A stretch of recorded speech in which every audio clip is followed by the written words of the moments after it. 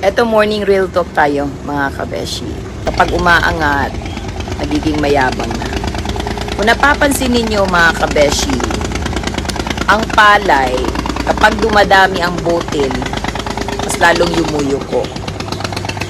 Sana ganun din tayo. Kapag nakakatikim tayo ng ginhawa, matuto tayong yumuko. Dahil alam nyo ba mga kabeshi, dito sa mundong ibabaw, walang permanente. Baka bukas makalawa, binawi na yung biyaya binigay sa'yo. Kasi nga, nakalimutan mong maging mabuti sa kapwa mo tao.